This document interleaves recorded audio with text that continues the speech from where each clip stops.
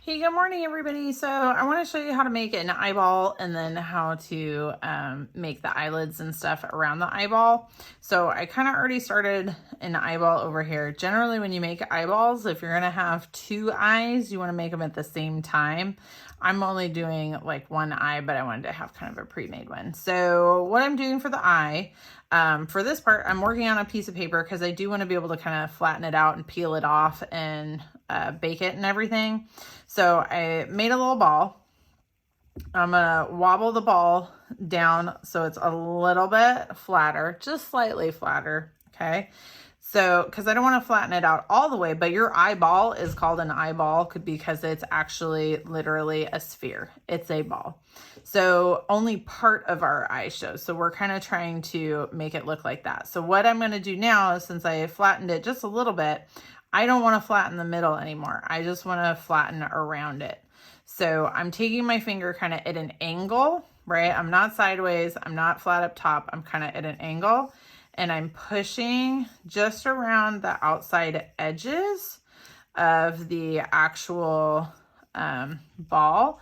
So what I'm doing is I'm leaving it fairly tall in the middle, but I'm just kind of flattening it out. So I'm changing the shape. So it's skinnier on the edges and thicker in the middle. Okay, that's going to make it look more like an actual eyeball.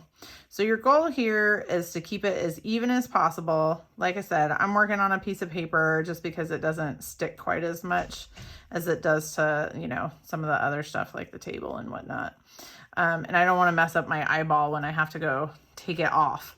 Okay, so, and then just kind of make sure it's nice and dome shaped.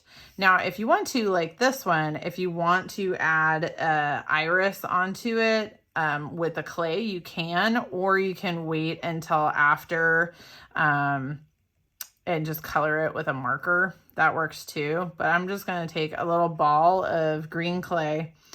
And then the main thing here is I'm going to flatten it out, and then I want to try to keep it in a circle, right? I want to try to make it end up blending in with my little eyeball, okay? Like the white part of my eye. I just want it to get kind of flush with that. And I want to try to keep it as circular as possible. Then once I have that, I'm going to take that and I would go bake it. Now, if I wanted to add in like the black part and everything, I could add a black part. I could add another little white part for a shine, or I could add some of that stuff on after. But I'm just going to show you real quick with this one. Actually, maybe I'll add a little pink. I'm going to add a pink instead of a black iris. I don't have any black back here, but I got a pink. So make sure it's centered. If it's not centered, it's going to look weird. Okay, so here's the pink in my eye. And then I'm going to add on just a little shine, a little highlight, a little, you know, whatever it is, like in anime.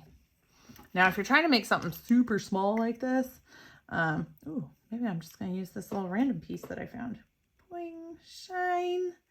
There's my little shine. I added on a shine, but you can also use your needle tool to pick it up and move it around or cut it if you need to. So there's my little shine. Okay, so now to actually make the eyelid. So I would bake this, right? And follow the directions for baking it. So now for the actual eyelids, I kind of made one of those tapered coils. So kind of like a banana, right? So it's tapered at the end, but it's still kind of thick. What I'm going to do now, though, is I am going to flatten it out just a little bit. I still want to leave some thickness, but I'm going to flatten it out just a little bit because your eyelids do have some thickness, but they're not like crazy thick. They're just a little bit thick. And if you have too much clay, don't feel like, you know, obligated to use it all. You can always pinch some off and repoint the ends. It's not a big deal. Okay. Not having enough clay is a bigger problem than having too much clay. Okay, so now I'm going to kind of check it up against my eyeball. So when you look at somebody's eyes, depending on whether they're scared or happy or sad, that will determine how much eyeball is actually showing. So if you put your, you know, eyelid way back here, it's going to be like, oh my God, it's so scared. And if you put your eyelid like way up here and have it really small, then it's going to be like, oh, that person looks so tired, right? So I'm gonna have a second eyeball because we do have a lid on our top and the bottom of our eye. So I'm gonna have both of them. So same thing, I'm making a banana. I'm kind of pinching it a little bit flatter. Boo, boo, boo, boo, boo, boo, boo, boo. Oh man, I even sung in these videos. What am I doing? Okay. All right. So here's what I'm going to do. I'm going to add on my bottom one first. I'm going to lay it across. Now, if it can't touch the paper by itself without extra stuff, like if it's got a big gap, like, you know, like if you can see the white over here, you don't have, it's not a wide enough banana. You need a wider banana. Okay. So you want it to be able to touch this part of the eye and touch the paper over there. And so I'm not going to make this area, the eyelid, any smaller. I'm only, see how close my finger gets? It's like pretty far away. It's only like halfway there. I'm just going to smooth this back end into the paper. Or if you were working on tinfoil, that would be fine too. But I'm just smoothing it into the paper. Okay. But notice how at no point, I never took my finger all the way across and blended it this way. I always had, when I was blending, I always had my finger away from that edge because I don't want to mess up that edge. Okay. So I'm going to do all that. When I get to the ends here, I can just kind of go whoop like that and blend it out because part of that's going to get covered up when I add on the next thing. Now, if you want to, you can, I'm making my eyeball have like a green, I have green skin on my eyeball. So there's also that little tear duct part. You can add in a little ball for the tear duct. That's fine too. That goes underneath the eyelid also like that. Okay. So I got it blended out. And if you keep a little piece of paper or something to clean off your fingers, that's a good idea. Okay, now I decided my other banana was too small, like it wasn't thick enough. So I'm going to start that banana again, because if it's not right, just fix it, right? Don't just leave it and hope for the best.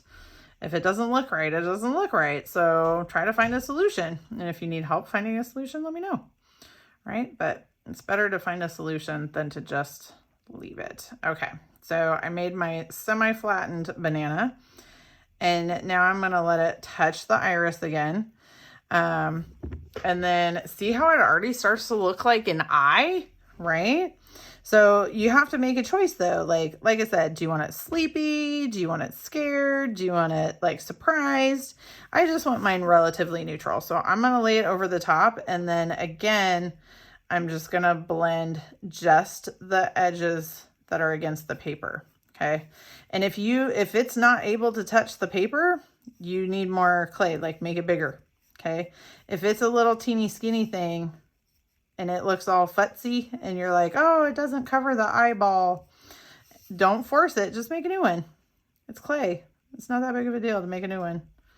Okay. I'm going to blend it.